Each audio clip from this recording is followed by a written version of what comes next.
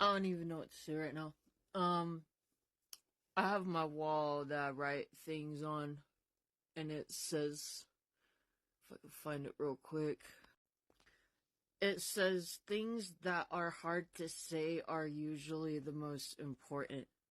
There's been a lot of very difficult discussions in this, what I consider my inner circle. I think that a good handful of us are facing our traumas and our problems, and being willing to address these things in an open way so that we can help others. And I'm grateful for my friends that I'm riding with here, all of you, because you guys are helping me too, with the things that I deal with, and for that I'm grateful. And I think that therapy is a good thing, and I'm in therapy. In general, I've had, my life has just been like one constant trauma incident, I swear to God. But he's getting a little frustrated with us being stuck right now. And we have very intelligent and very deep conversations. Like, I am a very well-educated person, and so we're able to use scientific language when we speak to each other. So, I mean, I will put it at that, but I am a very politically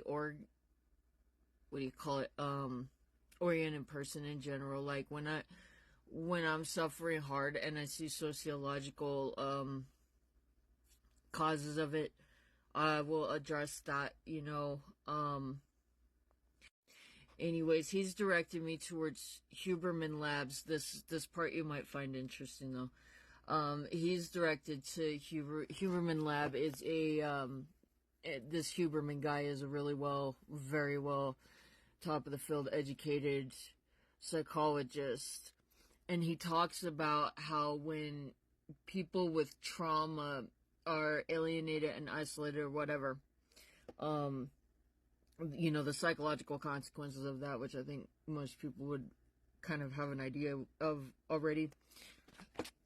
But he also talks about how when people start collectively addressing these traumas, how healing it can be.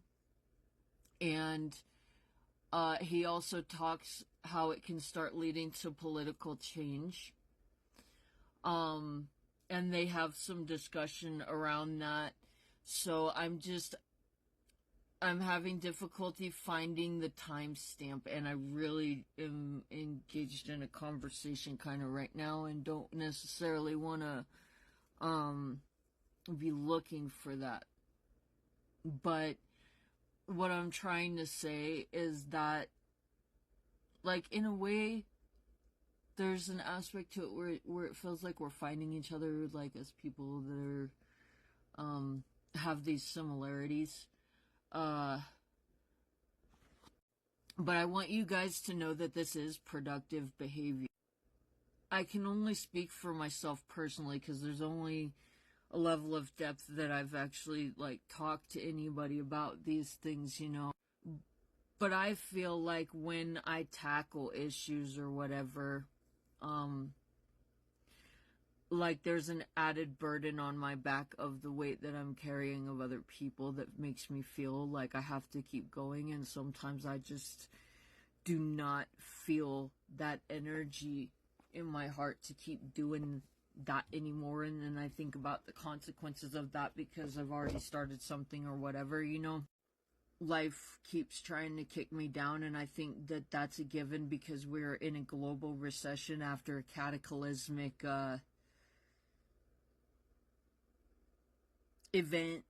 historical event, that I think amplifies and makes things worse right now. And I do think it's also creating more drama in society. When poverty rise, then crime rises, and I do feel like people might be really needing to consider changing how they treat each other right now. But sometimes, I feel like giving up. I feel so worn out, and I have to push through it in my head and really look at myself and why I feel this way and all of that, and whether or not I have the motivation to keep going with these things or whatever, especially if I'm pulling other people along with me, you know. So I just want you all to know that this really well-educated man who obsessively studies the sciences says that this ultimately does wind up helping with healing like trauma, and also creating social change in general. So I want you guys to know that the name of the talk it's on YouTube. It's Andrew Huberman is the YouTube channel. Dr. Paul Conti, How to Understand and Assess Your Mental Health. Huberman Lab guest series. How to Understand and Assess Your Mental Health. It's a 4-hour talk. I'll see if I can find that timestamp. I am at 3 hours, 5 minutes, and 48 seconds in this video. For the moment, I'd like your thoughts on, how demoralization can split off into different expressions depending on how people feel and who else they're relating to. Yeah. Well, I think the place I would start is to say, our society rushes headlong forward in a way that causes our society to trample people who are vulnerable. And vulnerable people are demoralized people. Demoralized people are vulnerable people. And our society often tramples them, and then they're not here with us any longer, and that is tragic. But at times, they don't get trampled, they get cast aside, right? They're injured, right, and cast aside. And from that place, tragic things happen, right? People then stay isolated. I think it's a tragedy that we don't all band together and go door to door, right, to like seek people who aren't coming out of doors, right? In the sense of like we let people be so isolated, and oftentimes that's the tragic end of someone's story, right? But sometimes people do engage, right? They're demoralized, but they can engage in ways that involve an affiliative defense. So sometimes people who are demoralized can affiliate. They can band together in ways, as I think you were alluding to, that can make things better. So if people are demoralized because, say, they're a group in society that is chronically very mistreated, right? Then it can be very powerful to band together, both because there's what's called an affiliative defense. That if I feel bad about myself about something and I'm alone, it's highly likely I'm going to continue feeling bad about myself about that thing, right? But if you feel bad about yourself about the same thing, and then we're together, right, we help each other feel better. We don't feel so lonely. We don't feel so isolated. We don't feel so ashamed, right? So an affiliative defense can help people to say, wait a second, like there's nothing wrong with me, and I'm not going to take this line down or something, right? And to make assertions that create better rights in the world around us. So very good things can happen from affiliation in the context of demoralization. But very bad things can happen too, right? Because people can also affiliate around things that are very destructive. If I am hateful of society and I would like to be destructive and I'm alone, okay, I could do destructive things alone. But if I band together with a couple other people who feel that way, now I'm empowered to feel that way, right? Instead of maybe I feel that way or there's racism or prejudice, and I don't feel like I can say that, right?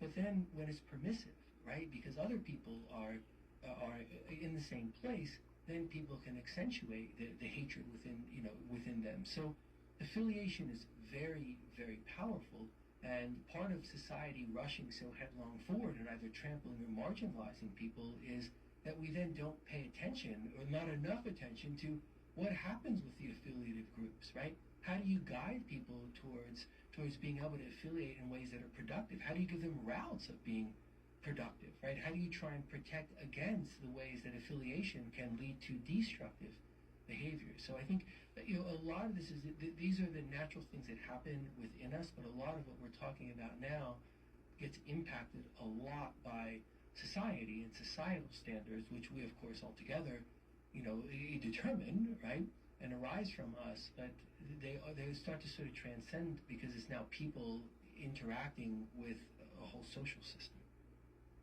Going back to the other end of the spectrum, excess aggression. in particular. I just want you guys to remember, life can be hard sometimes. And we keep living, so we're gonna go through stuff. Carrying the weight of other people can make it harder. I think when we do that, we start thinking about a lot more stuff than we would otherwise to begin with. Sometimes you gotta stop and take a moment and check in with yourself and see how you feel and ask why. Like, I'll personally say that I've had some very intense, like, internal emotional struggle in the past few weeks, and it seems like a lot of us are kind of having that go on. I just want you to remember to, like, check in with yourself sometimes, Stop and really think about how you're feeling and why you're feeling the way you're feeling and everything. Stop and just take a moment and realize in that moment right there where it's just you and no one else, how quiet it actually is. All that internal noise going on, recognize how noisy it is and how useless it can be sometimes. Because when you keep going forward and you don't give up, you get somewhere. Everything that we do in our lives, okay? I live by mountains, so people like to go hiking out here. But how do you get up that mountain, You forget that your legs work, I guess.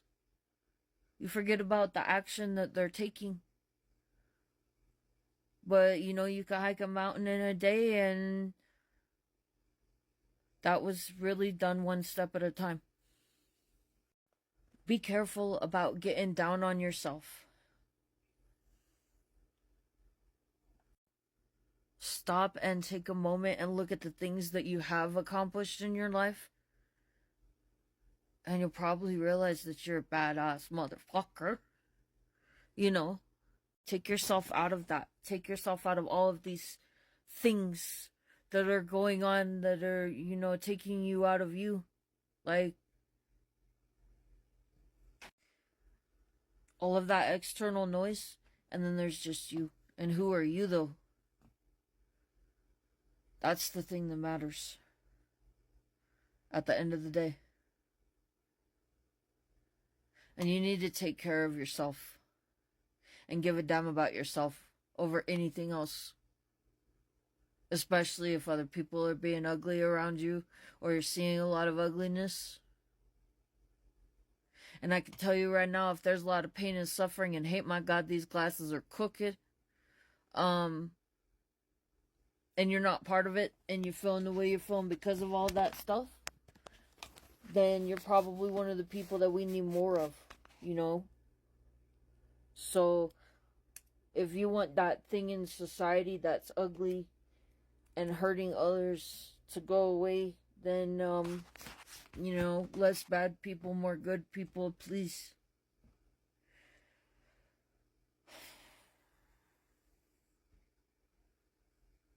I really had to sit for a moment and look at my own self and ask where I stand in this world with all these things going on. And I'm grateful that I have people in my circle that I can relate to and have these conversations with and stuff. But I do want you guys to remember that there is strength in the things that have been happening around us. And strength in the things that are happening with the people that are, with you. And for all of us that have had these conversations and these things that have been going on this past couple weeks, think about the interactions that we've had and all of that. I think things are getting better on the home front. All of it, you guys. Good job for all of you in your lives. Awesome people. And I think when bad things happen or we get overwhelmed, we can start to dwell on the traumas that we've been exposed to and how we don't want the world to be the way it is with what we've experienced, But it's like I just showed you this whole thing about how they're talking about when we come together in the way that we have been, good things can happen. You know, if society needs to change or whatever, it becomes more probable under these circumstances. I am so grateful for the people I have around me, especially like here on TikTok and everything. You guys are pretty awesome. And we have some crazy ass conversations, that's for sure. But I stand by good people. And so the good people that are around me, I'm greatly appreciative of. And I want you to remember that we got a lot of years ahead of us in this life that we live. So, you know, remember and be prepared that you might feel this way sometimes. I know that, like, for me, being in activism, god damn, my classes are cooking. You know, I've been exposed to a lot because I've been doing international human rights shit. And they do say, like, stuff over the computer that you get exposed to as well can also contribute to PTSD. And for me, like, I was looking at, you know, violent incidents. So, and with a connection with these people. So, there's ways that I know that has impacted me in the past where I start not, thinking clearly. In a way, like it skews my perception of what's taking place in my immediate reality to a certain extent. And, messes with my head a little bit. And sometimes, too, like if you're engaged in any sort of like social works with other people, man, that can be overbearing. Like you start questioning yourself and all. I feel like I've really had to go down a deep hole in regards to my sense of morality and making sure that I'm being right in my action in general, in how I conduct myself. But sometimes, you know, you can look too much at that outside world and get way too stressed out, I think. But don't forget what you're capable of, because you guys are awesome, alright? Crooked eyes ass here. Oh, believe me, if I take them off, my eyes will be even more crooked. That's what I have to say to you, okay? Remember that you're awesome. Keep yourself in check. Know that you can push through it. Know that you will push through it. You have to be resourceful, alright? Keep your head up. Yeah, stay busy. Alright, so I was born blind and I had a really good optometrist, and I've been wearing my glasses, so I think my eyes are better aligned. Definitely seems like it. But one of them goes lazy. Oh my god, this is a fucking crooked-eyed motherfucker over here. Trying to get you educated, alright?